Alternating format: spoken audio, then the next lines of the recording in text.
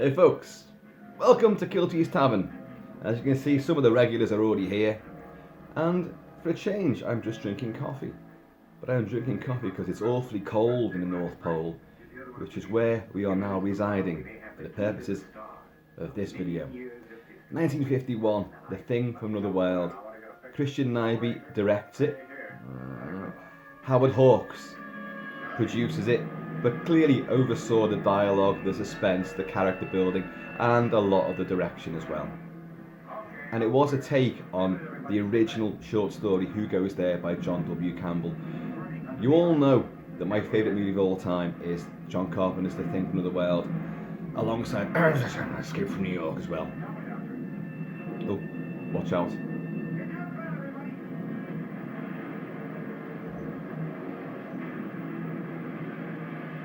They've just found the flying saucer under the ice, and unwisely using thermite bombs. Key clue there, bombs, to try and melt the ice around it. They've blown the fucking thing up. And then of course they will find the pilot. Or was he a prisoner on board it? Who knows, really? And he will be the Thing. 6'5" of James Arness. From Them, the giant ant spectacle. He was bigger than the bloody ants. Huge guy.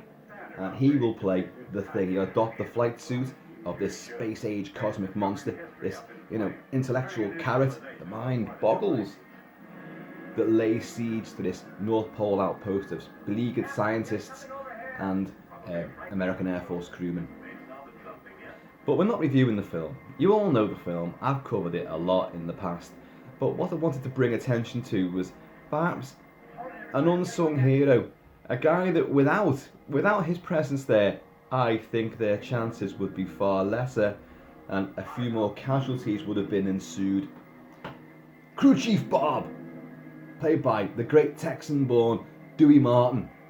Dewey Martin, who had been only a minor part thug in a few other movies until Howard Hawks spotted him, and I thought, something about you.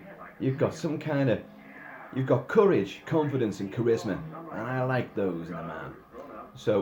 And he makes him Crew Chief Bob. Crew Chief aboard Captain Hendry, his transport plane, which flies out to the North Pole base every couple of weeks, just like it was Lover's Lane. And he's like the ship's grease monkey, basically. He is a mechanic, an engineer. He's also great with a gun, great with a wisecrack. He's got a practical mind. This guy, as we will learn, he is the go-to fella. Whenever a situation turns shitty, he's the one that comes up with a suggestion, if not just the actual solution in itself. Throughout this movie, he constantly butts up to Captain Hendry and completely, usurps his authority.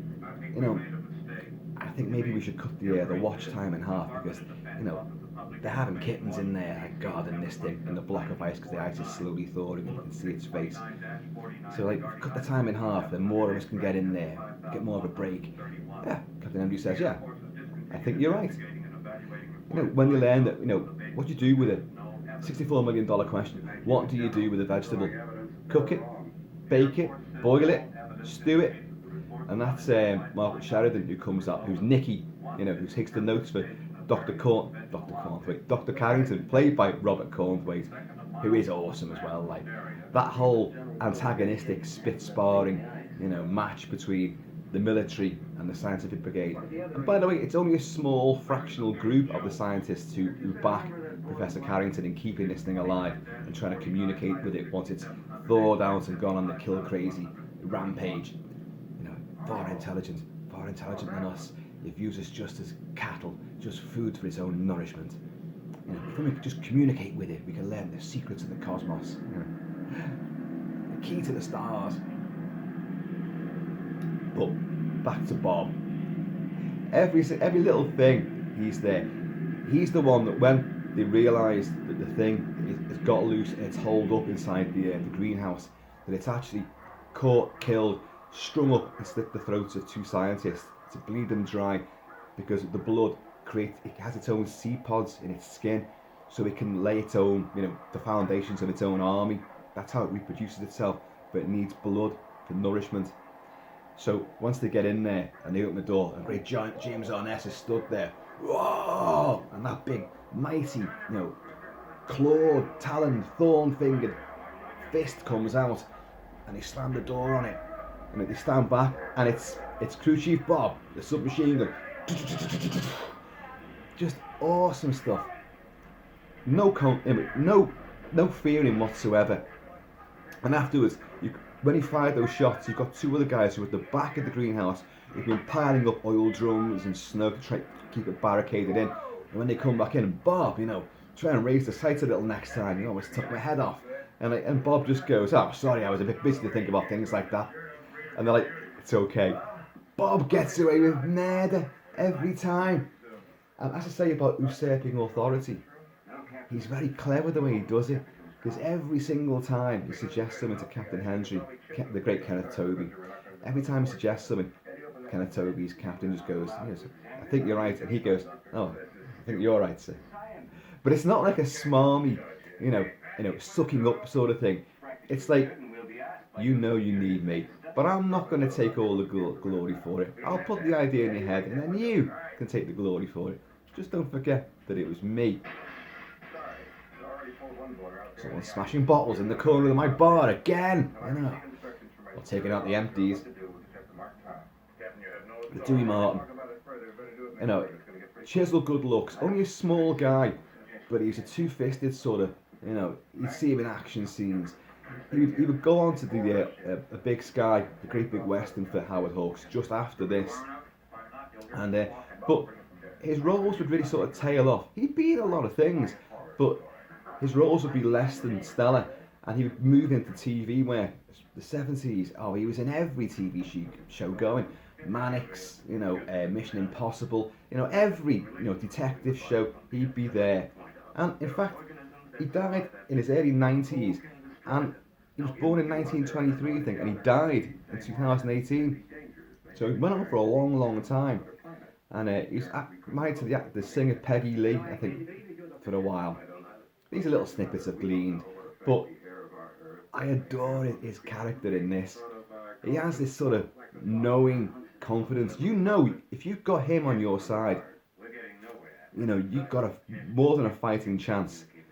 So the question about what you do with it, cook it, leading to the big flame out sequence where the thing's broken out the greenhouse and he's on the prowl again, and they've got a Geiger counter going, so they know he's approaching this room, and they've worked out, okay, we're going to try and, cold has no effect on him, we're going to try and burn him then. So what have we got? Kerosene, Bob's idea, that's something that you use kerosene on it. So they're there, big flame out, the thing ablaze, one of the best fire stunts that there've been, well, up until that point certainly, and for a few generations afterward as well, because that was a full body burn, and the stuntman dressed as James Arness as the thing runs around slicing mattresses and tipping beds over, pushing people over out of sight, out of frame, and then plunges through a window and runs off into the frozen stormy night. Incredible sequence. And then later on, it's Bob's suggestion again, like, look, when they're going to set the trap for him, and they've got all the they've wired up all the electricity in the outpost, and they're going to try and lure him down, towards where they're going to fry him with this booby trap, juice him here. Well, it's Bob's idea. If he sees all this and sits down to think about it, we're frozen meat. So let's take a few of these light bulbs out, make the corridor a bit more shadowy. That's his idea. And then, well, he needs to see us down there so he can chase us back this way. Yes, but he lets the captain think that it's his idea once again. And he actually gives orders to, his superiors, the two lieutenants, a navigator and co-pilot. He orders them around, and they're going, "I thought I was an officer," and Bob just says, "You can be ordering me around while you're doing it." He just makes all these suggestions. He's the one that susses out everything that's gone wrong, everything that they can do in future to try and, better defend themselves. What would that outpost do without him? Forget the bloody Air Force side of things. The scientists, you can imagine him like, "Bob, I'm having a bit of a problem with this equation here. Could you, or why don't you just halve that and multiply this, and the square root of this equals," well done, Bob. You know, he is just genuinely an expert on everything. Forget jack of all trades, he's Bob of all trades, and he can now add to that, like, you know, Earth Defender Supremo. He kicks ass, good style. He just said you can be ordering around while you can, you know. They bow down to Bob. Bob is the awesome. I think he was in Land of the Pharaohs as well. But this was a guy with his good looks. He could have played like almost a lot of, I say good looks, chiseled good looks. There's a look of him when you see him in publicity shots, sort of pre this, or round about this time. There's a Charles Bronson look to him. Not the craggy faced older Bronson, but the craggy faced younger Bronson. Now, he could have gone on to play heroic roles. He's actually in The Longest Day as well, but his scenes were cut out. So he's just, speaking of cut out scenes, you know, there is reputed to be a version somewhere out there of The Thing from Another World where you actually do see at least one of the two scientists that have been strung up like in a slaughterhouse with his throat cut. Apparently it's there somewhere. Yeah, well, you know, would Howard Hawks and, you know, Christian Knight have shown that at the time? The film does have violence in it. It does have a bit of gore. You've got the severed arm, which comes alive. It's a great effect, that, with the weird music as the thorn knuckles start rapping on the counter table where all the scientists have gathered around to study it. It's just brilliant. It's a good effect as well. And, you know, there is a dead husky dog in it as well. And I've never found out if that... I would like to think it's a prop. I'm pretty much convinced, but it does look very, very realistic. And this is it again. This is in the greenhouse sequence where they find some smear of plant sap on this little cupboard, and they flip the catch on the cupboard, and in a shock moment, one of several in the movie, this dead husky dog comes out. Doesn't it seem kind of shrunken to you? Yes. Any blood in there? There's no blood at all. You know. Yes, the thing has bled this husky dry. Here's Bob now.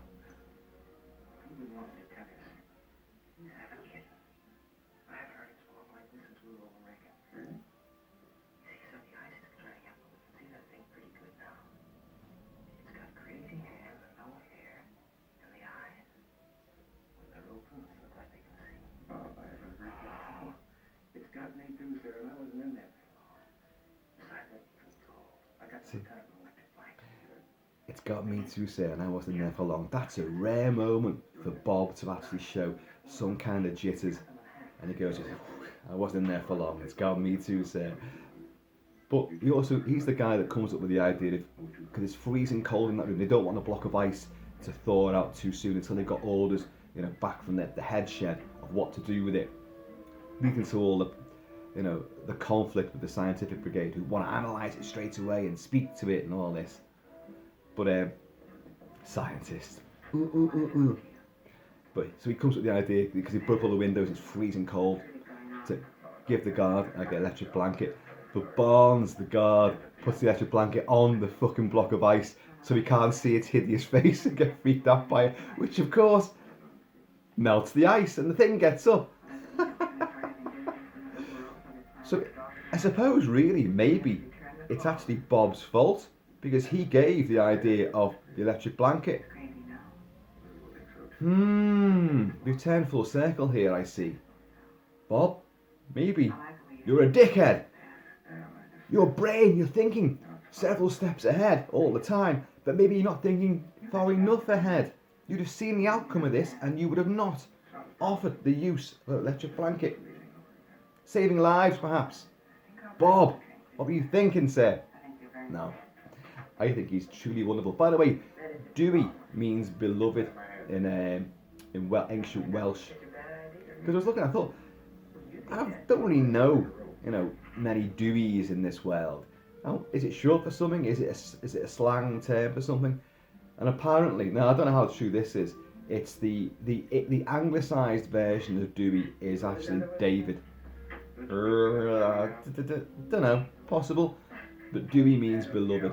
And without a doubt, as far as the crew, and the scientific team out there are concerned, Dewey's Bob is definitely beloved, because without him saving the day, they'd be all hung upside down, strung up, throat slit, gurgling away for big old James Arness and his seed pod army. Apparently there's another scene as well, which was cut out, where Dr. Carrington at the end, when they're waiting for the thing to come down the corridor so they can fry him, and they need him on that walkway, so get him on that right between all the the power sources, and then flip the switch. But Carrington doesn't want to do this, so he actually turns the generator off for a few split seconds of absolute suspense. They've got to get the gun off him and turn the generator back on before the thing runs down and gets them all. But there's meant to be a sequence there where Dr. Carrington actually walks through his scientific laboratory, where he's got a lot of these seed pods already on the sly. He's been feeding them blood plasma, to try and see what happens. And you've already had a sequence there where one of the doctors puts a stethoscope and listens to these breathing seed pods, and he says, he walks off in a worried way. And what did it sound like? The wail of a newborn baby that's hungry. And it's like, and he's kind of like, but this thing's growing its own kind. And in that sequence, which was cut out, Carrington runs through that laboratory bit to try and turn the generator off.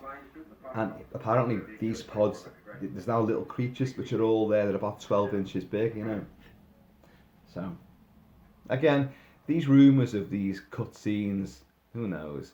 The version that we've got right now of the thing, which is pretty much, the universal version that we've got now, on whatever format you want, is the fullest version, knowing. I've got the original script as well, and there are other elements which have been missed out.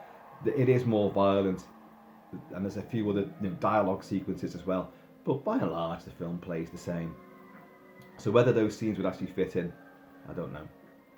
But more Bob. Actually, you don't need more Bob. Bob does exactly enough at every given opportunity. They're playing chess. You walk past, Dr. Stern, I would just, checkmating too. Thanks, Bob. Oh, Lee, the Chinese cook. Lee, I'd put a bit more soy sauce in that if I were you. Thanks, Bob. Bob just does everything. Bob, these photographs didn't quite turn out. Well, let me just look at your lens and your flash combination. I would change that round and I'd put a different lens on there. Gee, Bob, you're the man. Even the huskies having problems mating, I'm sure he'd be a husky whisperer. Bob is the man. Listen now.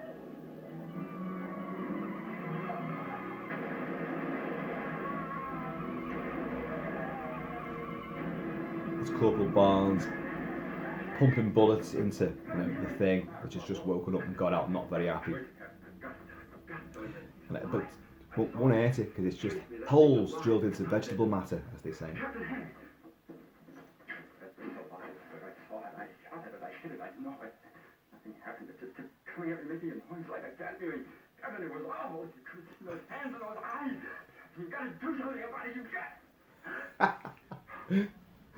One of the professors flashes it, a glass of water in his face to calm him down from an impending fit of overacting. Bob's in the background just going, could have advised you on that sequence there.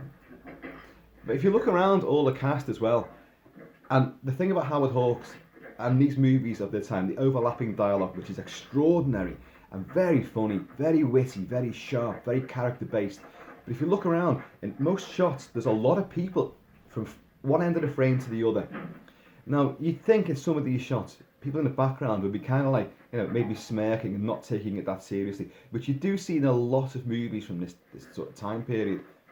And but you don't in this at all. They're all playing it absolutely straight, as an arrow. Apart from Lee, the chef, the Chinese chef.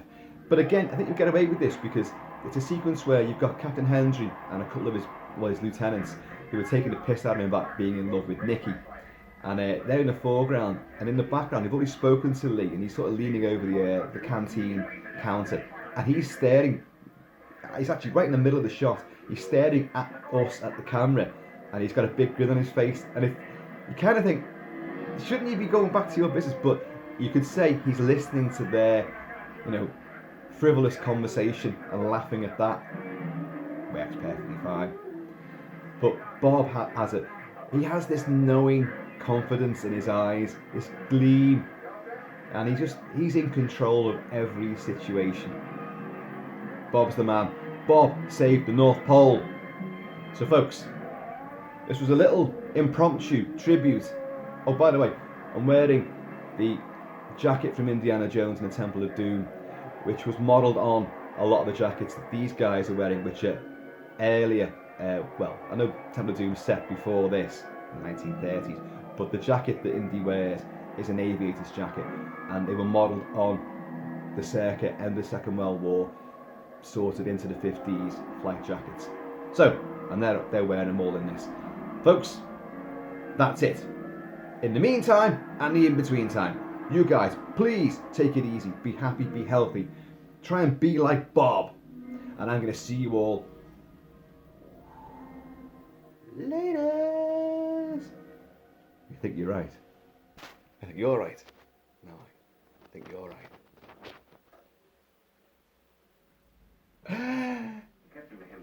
I pressed the wrong button.